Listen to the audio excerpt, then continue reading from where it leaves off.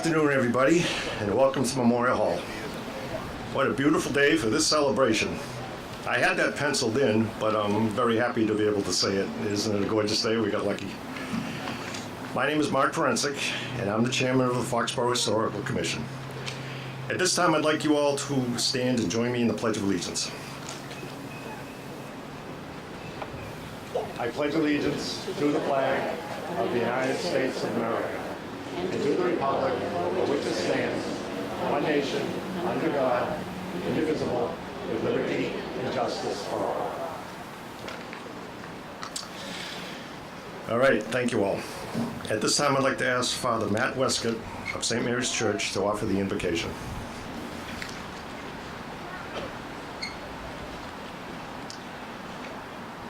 Lord God, we ask your blessings upon us today as we gather to celebrate this dedication.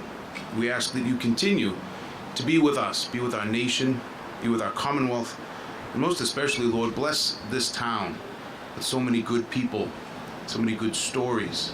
Bless this commission, so dedicated to this living memory. We ask you to bless all of us and to give us all the blessings you know we need most. And I make this prayer in Jesus' name. Amen.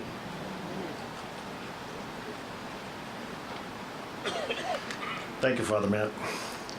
All right, next on the program, the Foxborough High School String Chamber Ensemble will play Mozart's Rondo.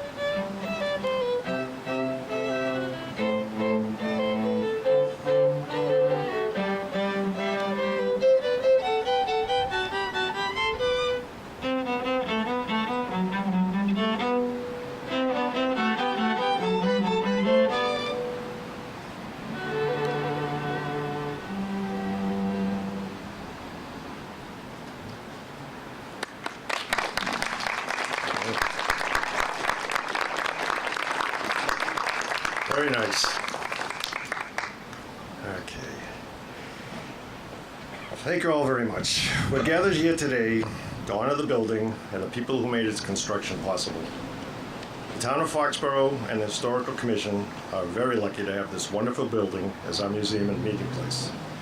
It was built in 1868 as a monument to the Civil War and was used for many years as the town's Boyden Library.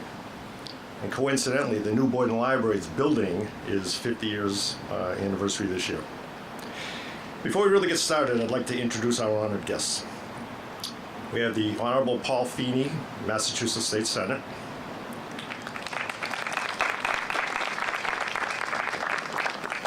The Honorable F.J. Barrows from the Massachusetts House of Representatives.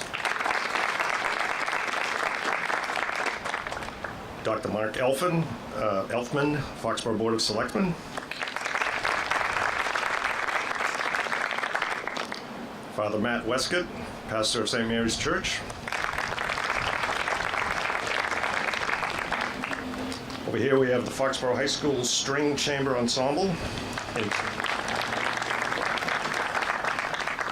And that consists of Antonia Carboni, violin, and class of 2020. Marcella Klofak, violin, class of 2020 also. And Tommy Vandell, the cello, also from the class of 2020.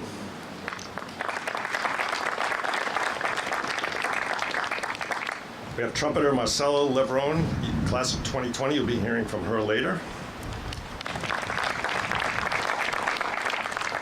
And last but not least, over my left here, we have the Massachusetts 28th Volunteer Infantry.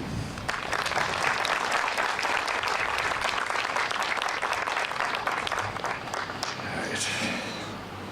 Well, when the Civil War began in 1861, it put an enormous strain on families, both for the soldiers that went off to war and the wives and the children that were left behind to manage the farms and the businesses. 181 men from Foxborough served during the war, out of a total population of only 2,800. Now just think about that for a second. If you assume a family size of 5, and even with multiple members of the family enlisting, it's somewhere in the nature of 1 out of 4 of the town's families had someone serving in the military. So, incredible numbers. And of that 181, 21 of the soldiers died either from wounds or from illness. So the town paid a very large price. In 1865, the war drew to a close, and the town was very proud of the soldiers and planned a big party when they came home at the close of the war. Everybody began talking about putting up some kind of memorial. Many towns commissioned a statue, or they took a large piece of granite and had the names of the men carved into the stone so it would last forever. But Foxborough people wanted something different, something on a grander scale.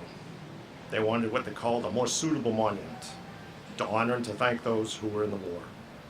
They wanted to build a big building as their memorial, with tablets inside holding names on them. So they built this beautiful stone building, Memorial Hall, a functional monument in the heart of the community. It would stand as a statement of the town's appreciation. And town historian Jack Othelette will be telling you much more about the rich history of this building later on in the program.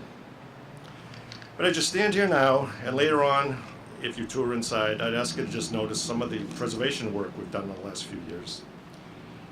From the repair of the soldier on the top, the restored leaded glass windows, the recreated tulip design windows in the rotunda under the soldier, also interior painting and display case doors.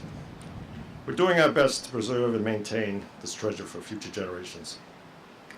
And today, we also have some special exhibits, letters from Major Charles Howard to his wife, remembrances from Foxborough Civil War soldiers, and many books, muster rolls, and other Civil War memorabilia. All right, now at this time, I'd like to introduce Foxborough's own Senator Paul Feeney.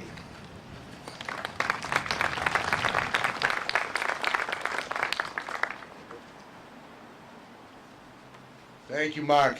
Good afternoon, everyone. What a great turnout on a beautiful afternoon here in Foxborough. I want to point out especially and thank the parents and others who have brought children.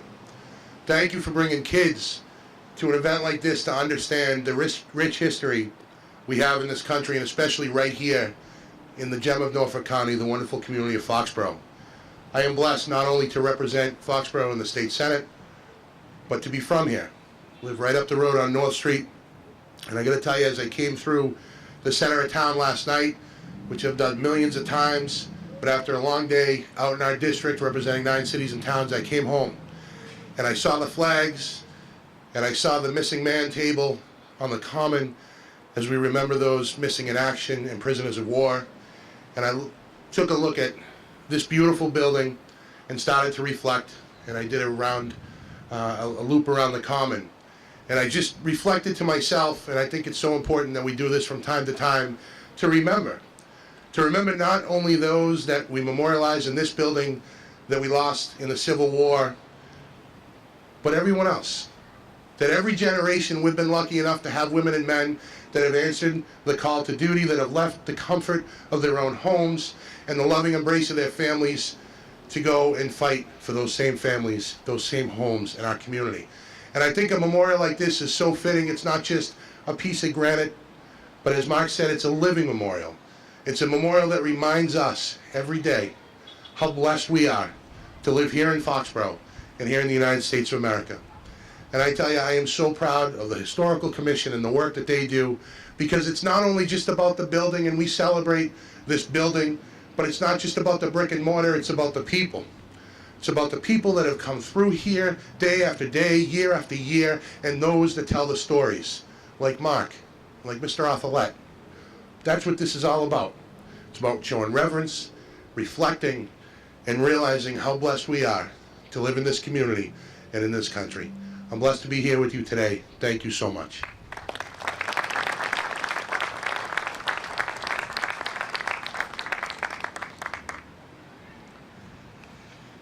Thank you, Senator Feeney.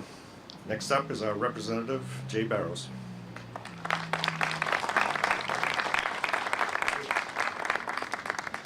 Good afternoon, everybody, and thank you all for being here, and thank you all for remembering. I think that what the Senator said is so important, that we reflect back on what was here before us and preserve it so those that are coming will see it as well.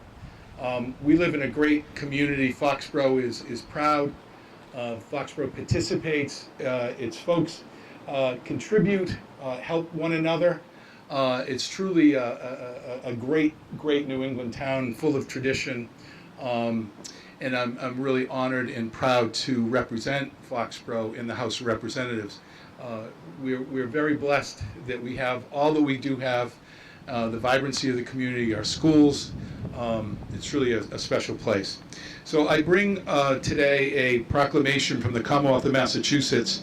Both Senator Feeney and I had submitted it, and it simply states, "Be it hereby known to all that the Massachusetts House of Representatives offers its sincere congratulations to the Foxborough Memorial Hall in recognition of the 150th anniversary, celebrating the proud history of this magnificent building, which has served as your Civil War monument, public library, and town museum. Memorial Hall is symbolic of the manner in which the townspeople have always worked together to achieve results for the common good. The entire membership extends its very best wishes and expresses the hope for future good fortune and continued success in all endeavors." And it was given today, the 22nd of September 2018, signed by Robert DeLeo, the Speaker.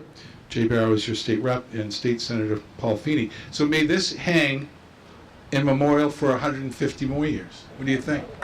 Thank you very much.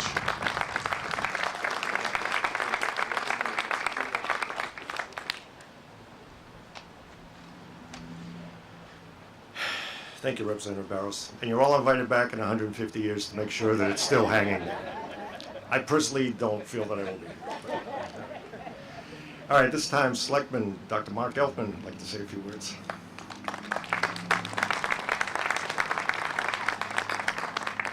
Good afternoon, everybody, on this gorgeous afternoon. I'm here to represent the Board of Selectmen. Unfortunately, our chairman, Chris Mitchell, can't make it today. He was away on business down in Texas. And also want to send a hello to everybody from our town manager, Bill Keegan. Bill was all set to come today and say a few words. Unfortunately, and very fortunately, his daughter went into labor this morning, and he's about halfway to New York, I think, as we speak. I want to thank the Historic Commission for the wonderful job they've done in town.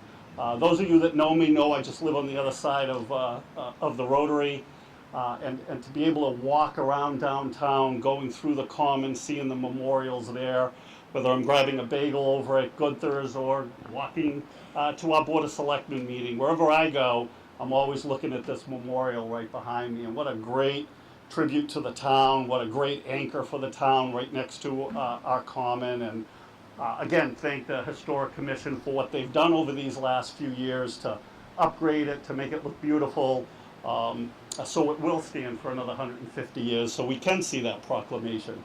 So once again, short and sweet, thank you very much for having me here today, and a wonderful presentation and a great day. The Civil War enactment, how cool is that to see them on the Common, and the Orpheum getting involved with their movie a little later on today. Thank you, everybody, and have a good day.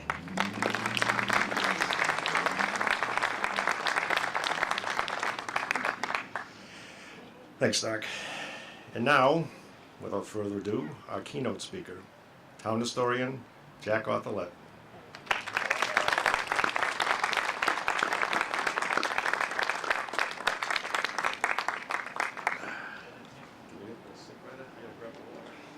Thank you very much.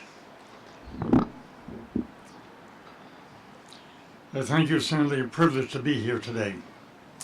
Darkness had already fallen that evening of April 15, 1861, when a solitary rider made his way into town. He was seeking the home of Captain David Shepard, commanding officer of the local militia, the Warren Light Guards. It was the older militia company in the state. Organized in 1776 as the Norton Artillery, later moved to Foxborough and named in honor of the late General Warren, whose brother Ebenezer lived here in Foxborough. He informed Captain Shepard his men had been called to duty. Foxborough was about to enter the Civil War. The news spread quickly as word was passed house to house in the night. The men were fully equipped and ready. The unit had volunteered 3 months before Fort Sumter had been fired upon, saying if they were needed, they would be very happy to go. But they were disappointed they had not been called. Now their time had come, and they were told to gather on the common by 10 o'clock the following morning. By 10 a.m. they were fully assembled and ready to leave. After a few fervent speeches, they marched down from across the street to the depot in East Foxborough, accompanied by many friends and family. By arriving in Boston, they were mustered into Company F of the 4th Regiment, addressed by Governor Andrew, and soon they were on their way to Fortress Monroe, a lightly garrisoned and certain target of the rebels. They were the first unit to leave the state. Reaching Fortress Monroe, they were the first Union troops to reach the seat of the war. James Carpenter, a private, Company F, was the first to step off the boat onto rebel territory and plant the Stars and Stripes. They upgraded the condition of Fortress Monroe, helped fortify 2 other locations, met the enemy at Little Bethel, and then with the same spirit that brought them into the war in the first place, they volunteered for a major advance at Big Bethel in place of a unit from Braintree.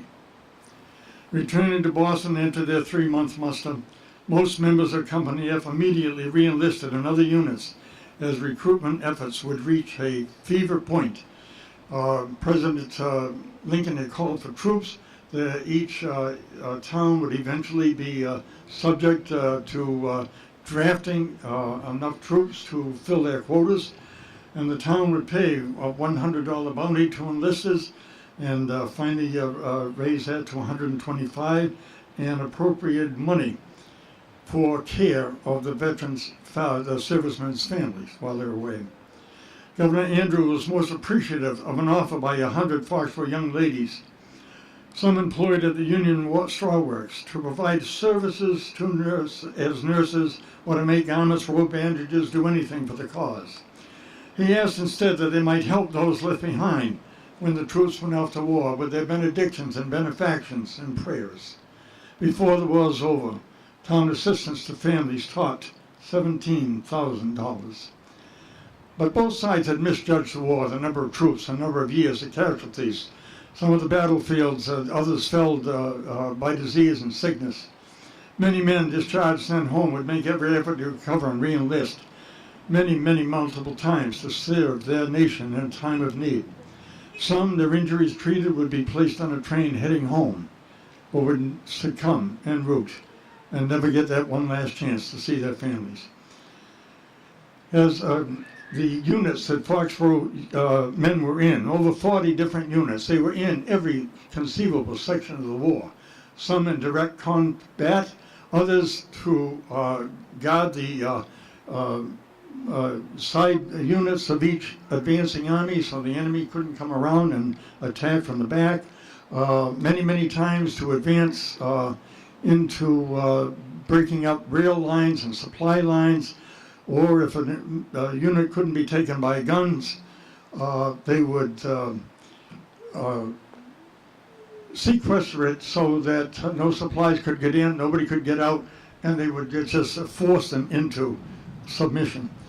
So many men joined from Foxborough, and when Company F was reorganized, this time as a unit under the direction of Captain Hudson.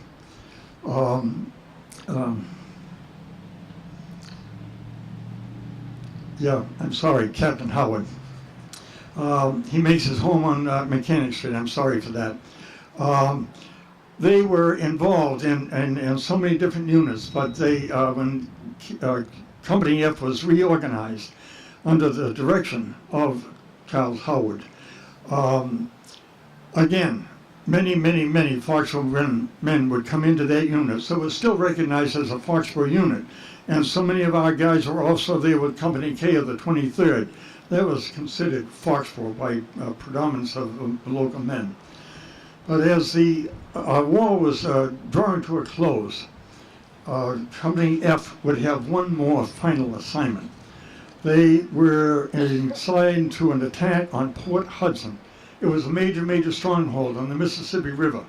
It allowed the Confederates control of the river. The Union forces needed that so they could bring the war to a close. So the initial attack on Port Hudson was mishandled. It was poorly planned, it was poorly executed, casualties were high. 1 in every 10 men fell victims of that battle. But Union troops had to withdraw. They were then faced with the challenge. They had failed in their mission. They had lost 2 men, many more injuries in that battle. But the Confederates still held that key position. It was declared they would make a second assault on Port Hudson. Members of Company F heard that call. They put their priorities in order. Their time was running out. They were almost ready to return home. They were entitled to leave the battlefield. They had earned their way home. But they could not put their priorities over the mission of the Union. They agreed that they would extend their enlistment and they would volunteer for the second assault on Port Hudson. But they were set into a separate bivouac area, told to prepare for battle. They were advised to settle their worldly accounts, write letters home, bid farewell to their families. Many of them exchanged messages with fellow members of the company, each promising to contact the family of others should they fall in battle. At daybreak on July 4, 1863, the men were awakened. It was time for the second battle of Port Hudson. But as their leader rode to the head of the column, he turned and faced the men. He had a smile on his face. They had never seen that hardly ever. He waved a piece of paper over his head. General Grant had received a communique from the commander of Port Hudson. They wanted an armistice. They would silence their guns while the details were worked out. There would be no second assault on Port Hudson. So soon the war was over. The troops made their way home, and there was cause for much celebration. Locally, a committee was formed to discuss honoring those who had answered their nation's call, and deliberations reflected a great respect and appreciation of what people put into the war effort to preserve the Union and bring an end to slavery. Most towns erected a monument honoring those who served. Others erected a statue. A wide-ranging discussion continued locally, nothing like those felt in the exhibition of political sacrifice of the parents who gave permission for their sons to enter the war, the people who sacrificed so much while their loved ones were away, and the warm hearts and busy hands that toiled for them at their comrades in arms until they returned. They had a lot of feeling for the people of this community. And clearly, they wanted to erect what they would consider to be a more suitable monument, but not only reflect on those who served, but all of those who helped in so many other ways. They wanted a functional building where the veterans could meet, where they could store their records. And they hoped that if it ever took place, and the town decided to create a public library for their residents, it would help the veterans. It would help their families. It would help the entire community for generations yet to come. So they had experimented with libraries before, in the social library, and the Union Straw Works had a library for its employees, but nothing had been done.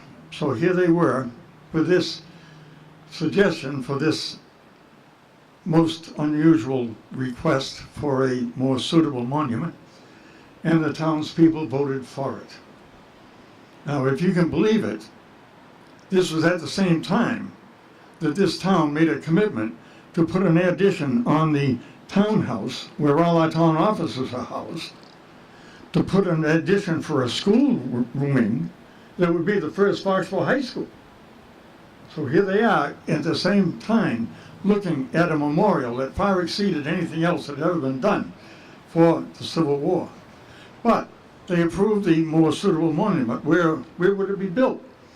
Nehemiah Carpenter, who built the first house here in the center of what became Foxborough, donated part of the land for the creation of the commons so that they could build a meeting house and file for incorporation. He also donated land for a burial place, this particular burial place. And he said in that deed, it is for that purpose and that purpose only. But now, when it was time to look for the location, Erastus P. Carpenter was chairman of the building committee. I think Erastus felt that he could take some liberties with his grandfather's edict of nothing but burials here. So they did manage to secure this as a location. Many graves were moved to Rock Hill Cemetery, and construction of this Gothic-style memorial building started in 1867 and was finished a year later. The large interior stained glass window, titled Liberty, was added as part of the building by members of the committee at their own expense. But the members of the community appreciated that so much, they insisted on reimbursing them. This beautiful lamp over the front door, that was not part of the original plan either. The ladies in the Union Straw Works wanted to be part of the Soldiers' Memorial. Those same ladies had bought the first gates to Rock Hill Cemetery when that was created. So they were allowed to raise money, and this very, very special lamp was built to welcome people into this very unique memorial. Now, the building was formally dedicated in 1870, and everyone was waiting to hear the exact words that would be spoken. After a great deal of thought and contemplation, given the experience of the war and its effect upon the people, this building was dedicated to all those whose lives were touched by the war. So it was to the men who fought, the men who died, the families they left behind, but it was also to everyone else who did anything to preserve the cause of the Union, to do anything to bring the Union troops to victory. And to each and every single one of those people, they were recognized in that very special dedication. That very same year, the town library was created. Part of the library funding came from Uriah Boyden, whose invention of improved water turbines saved the textile industry in Lawrence and Lowell. And he had given the town $1,000 for improvement of the schools, but had not been used for that purpose. So together, with more than $600 in interest, they used that money to help fund the library. It was agreed to name the library for him, and several more gifts of $1,000 followed. So Boyden Library opens its doors in this building on January 31, 1870, just as they had hoped would happen when they asked for this building. The books from the social library were brought in, Union Straw Works were brought in. Post-war years, the town continued to grow. And of course, space became a critical problem in the library over and over and over again. They're always accommodating for some growth. In 1897, the growth was at a point where they had to add 2 wings to this building for use by the library patrons. And one of those wings is now an office, the other one is a research library. But that was the town's commitment to preserve what they agreed to do here. 1898, just as they had hoped, a Foxborough Historical Society was formed. They stored their artifacts in the wing. Library trustees were heavily burdened with maintenance of the building, and even under their jurisdiction, the soldier had deteriorated and had to be replaced. And that's certainly nothing any library board of trustees ever thought they would have to go through. But they performed magnificently and did a great job. The Historical Society was eventually disbanded, the artifacts stored in Bragg's Barn. Following Foxborough World War II, Foxborough doubled in size. We had school buildings to build everywhere. Everything was pushed to the limits. And that applied to Boyden Library as well. It just could no longer be in this building that did not support its mission. They had to get plans approved, which they did, for a new library, Boyden Library across the common. Now, what in the world would anyone have done with an empty memorial hall? But fate was with us again. That very, very same year that the library had to move out, the Commonwealth of Massachusetts created new town positions called historical commissions. So immediately, as they were vacating the library, we applied for permission to create a Foxborough Historical Commission. It was approved, and then we immediately applied for use of Memorial Hall. That was approved as well. So then we had all those archives from the earlier commission stored in Bragg's Barn. The town took title to them, and we were able to move them in. So we got almost overnight, after gaining a building, we had artifacts to fill it up. So we were here every night, every weekend, working in our former library to establish a museum. As we were working so hard one day, I looked around to all the people, and I said, "Hey guys, we don't have to whisper. This isn't a library anymore. It's a memorial." And we had a good laugh about that, and everything then started to grow the town's collection. And it is a continuing commitment. We are so privileged to have this place. But every day, every week, every year, we're answering questions. We're helping people understand. But our collection continues to grow. Now, as you note with the Mass 55th unit, where we had one of our white officers serving that black unit, we just received many, many archives within the past few years from that unit.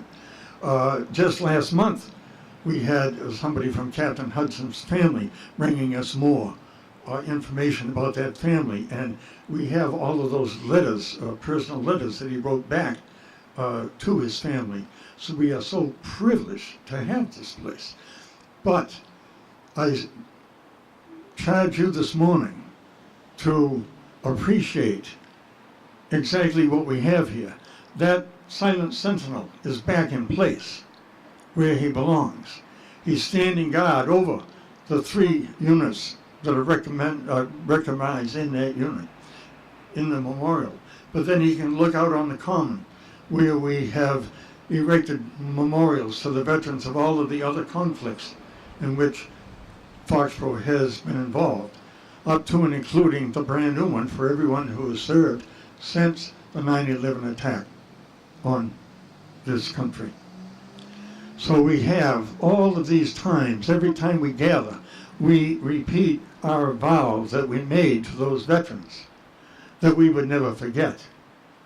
And I might suggest this morning, as I close, it would be an appropriate time if we together could repeat that vow that we would never forget. Can we join our voices and do that? We will never forget. Thank you all so very, very much.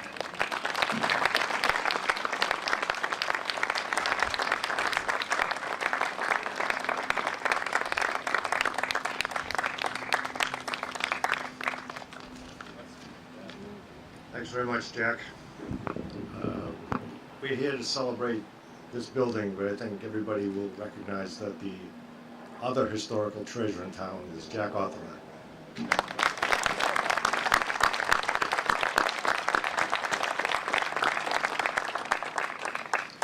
All right, the Foxborough High School String Ensemble, Chamber Ensemble, will now play Mozart's Presto.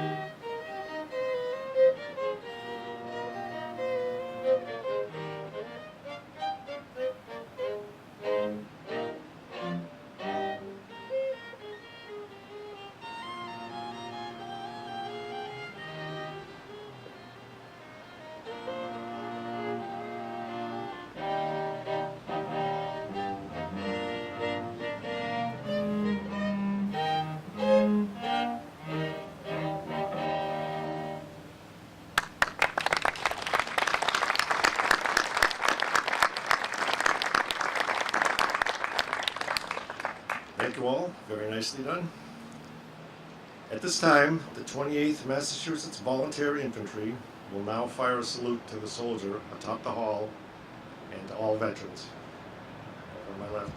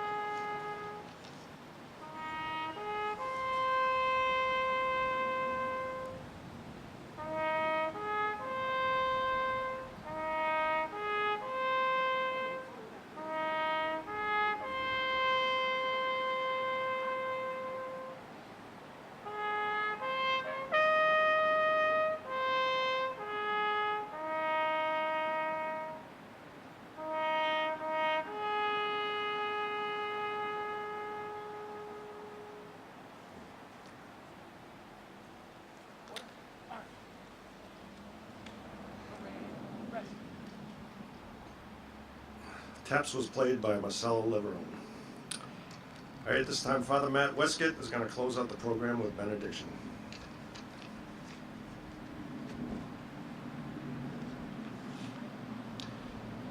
Please join me in prayer.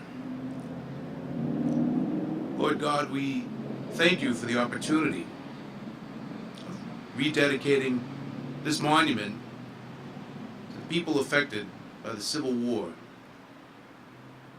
We ask you to give us the strength, the insight, and the power to rededicate ourselves to all of the good and gracious things our nation and this community stand for. We ask you to give us your insight and your wisdom in doing so that for many, many years to come, this town, this Commonwealth, and this nation may serve as a shining light of hope and opportunity in a world that needs both. And I make this prayer in Jesus' holy name. Amen.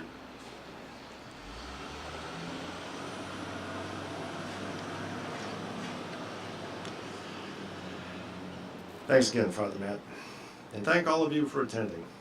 I would urge you to spend some time observing the 28th Massachusetts Volunteer Infantry as they simulate typical camp life during the Civil War. And please come through Memorial Hall if you've not already done so. I want to remind you that the movie Glory about the Mass 55th Regiment will be shown for free tonight at the Marilyn Rodman Performing Arts Center at 5 o'clock. Thank you all for coming out and have a great afternoon.